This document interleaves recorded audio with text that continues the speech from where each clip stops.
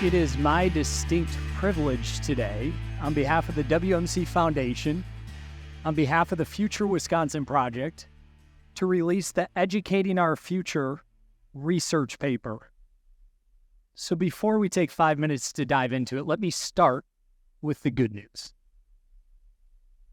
If you recall, 3 years ago, I spoke with many of you, and through our interviews, our discussion, our research, over the past 3 years, helping to shape our Wisconsin 2035 reports and subsequent reports like this, I have been so encouraged by the level of engagement by the Wisconsin business community and business executives for their care and their passion for K-12 education in the state.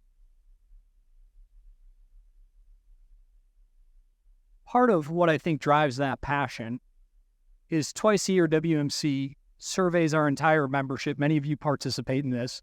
And in our most recent CEO survey in July of this past year, we asked Wisconsin employers, do you believe that students graduating from Wisconsin's public K-12 education system are prepared for the workforce? Only 27% said yes. Well, I think we can all agree the problem is we're just not spending enough money. Yes, that's a joke. You can laugh. Many in this town hold that worldview. Many policymakers do. At the WMC Foundation, we do not, because when you look at state spending, general purpose revenue, GPR, and Wisconsin operates on 2-year biennium state budgets, when you look at state spending over the past decade, state spending on K-12 education has grown by nearly $5 billion, now north of $15 billion. You can say, well, Wade, inflation's been quite a bit over the last decade, and fortunately it has. But inflation has only been 31%, and our spending has increased by 44%. When you compare spending with proficiency, the numbers get harder.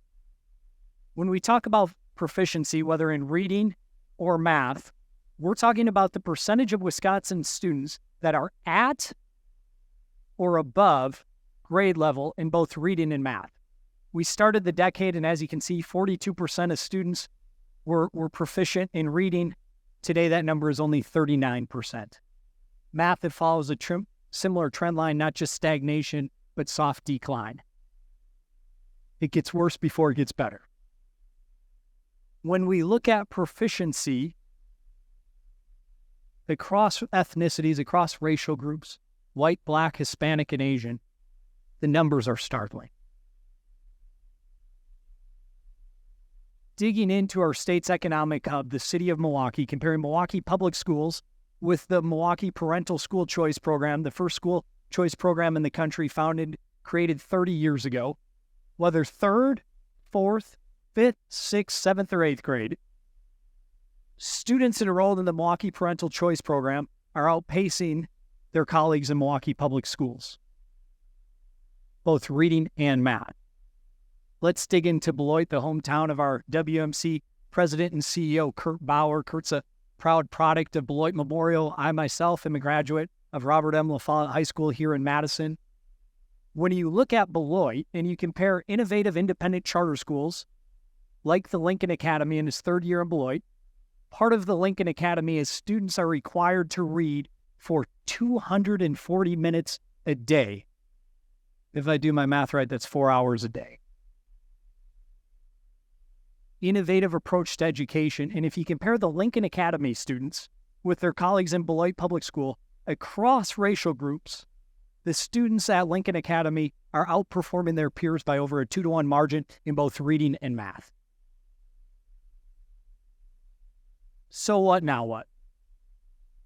There's a lot of heart in this report, but we closed the report with some recommendations and best practices. And when we talk about data similar to this, it's my belief data can be used for 2 things. It can either be a flashlight or a sword. The goal of this report is to shine a light on both the funding and proficiency of over the past decade.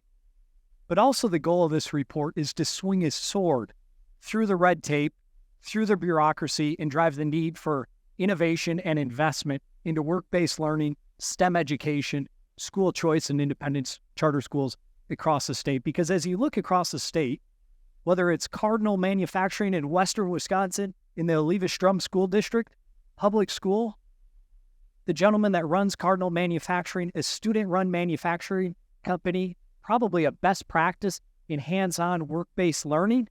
Craig last year received our WMC Foundation Educator of the Year award. That gives me hope. When you look at Youth Apprenticeship Wisconsin, first in the nation for youth apprenticeships, many of you are engaged. I think collectively we need to do more and not less. We look at organizations like Bassett Mechanical, has been pursuing this work for well over 2 decades, and at Bassett, they offer employment to 90% of their youth apprentices.